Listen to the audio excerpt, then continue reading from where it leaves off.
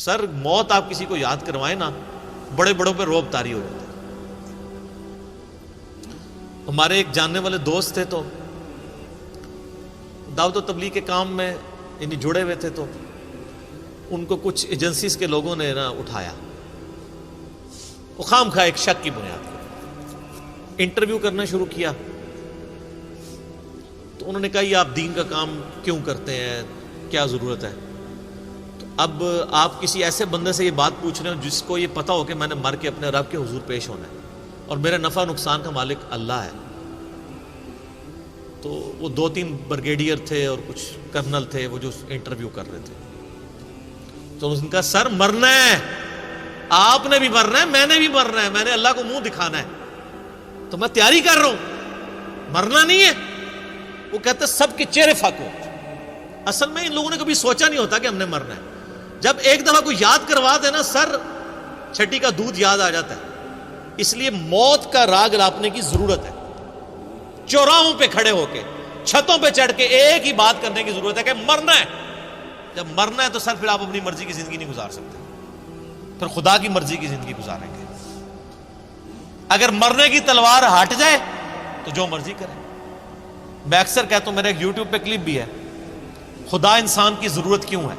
تو میں نے اس میں بتایا تھا کہ انسان کی ضرورت اللہ اس لیے ہے کہ ہمیں موت آ جاتی ہے۔ اگر موت نہ آئے، اگر کوئی بیماری اور پریشانی نہ آئے تو خدا میری ضرورت ہی نہیں ہے۔ آپ ایک لمحے کے لیے امیجن کریں کہ آپ مریں بھی کوئی نہ اور آپ کو پریشانی بھی کوئی نہ آئے، تو سر یہاں ہم کیوں 100-150 لوگ بیٹھے ہوئے ہیں؟ کرو کر ہی جاؤ، پریشانی بھی کوئی نہیں، موت بھی کوئی نہیں، جو مرضی کرو۔ تو خدا آپ کی ضرورت ہی نہیں ہے، پھر کس نے نماز پڑھنی ہے؟ اگر کوئی شخص اس کو موت نہ آئے اور پریشانی کوئی نہ آئے تو سر خدا کیسے میری ضرورت ہے؟ میری ضرورت ہے ہی اس لیے ہے کہ میں نے مر جانا ہے، یہ تلوار لٹکی اللہ کے حضور پیش ہونا ہے۔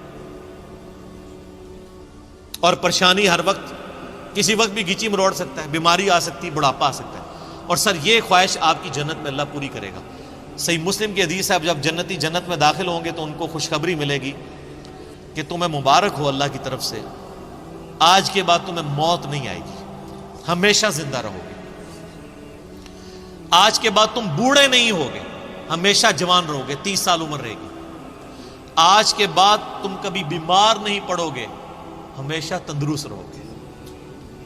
بیماری بھی کوئی نہیں، بڑھاپا بھی کوئی نہیں، موت بھی کوئی نہیں۔ ٹھیک ہے؟ آج کے بعد تم کبھی بدحال نہیں ہوگے، ہمیشہ خوشحال رہو گے۔ اور ایک اور حدیث کے اندر بخاری مسلم کی 5ویں چیز بھی یہی ہے کہ آج کے بعد تمہارا رب تم سے کبھی ناراض نہیں ہوگا، ہمیشہ ہی راضی رہے گا۔ دنیا میں انسان کی ٹینشن کیا ہوتی ہے؟ یار یہ کیا اللہ ناراض نہ ہو جائے۔ جنت میں کوئی ایسا کام نہیں جس سے اللہ ناراض ہوتا ہو، ہر کام ہی ایسا ہے۔ دنیا میں سونا حرام، آخرت میں حلال۔ دنیا میں 4 سے زیادہ بیویاں کرنا حرام، آخرت میں بے شمار۔ دنیا میں ریشم حرام، آخرت میں حلال۔ دنیا میں نماز فرض، آخرت میں کوئی نہیں۔ دنیا میں پخانے کی کمزوری، بخاری مسلم میں حدیث ہے، آخرت میں انسان کھائے گا ایک خوشبودار ڈکار آئے گی، ڈکار بھی خوشبودار، سب کچھ ہضم، کوئی پخانا نہیں۔ تو کوئی تکلیف جس چیز کا نام ہے نا، وہ جنت میں نہیں ہے۔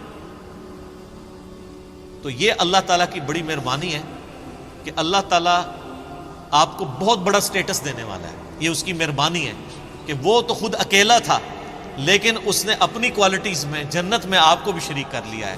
مخلوق اور خالق کا فرق اپنی جگہ موجود ہے، لیکن اس کی کوالٹی کیا تھی؟ موت نہیں آئے گی، اس نے کہا چل تجھے بھی نہیں آئے گی اب۔ ٹھیک ہے؟ اس کی کوالٹی تھی کہ جو چاہتا تھا وہ کر دیتا تھا، چل تجھے بھی یہ کوالٹی، جو تو خواہش کرے گا تجھے مل جائے گا۔ ٹھیک ہے؟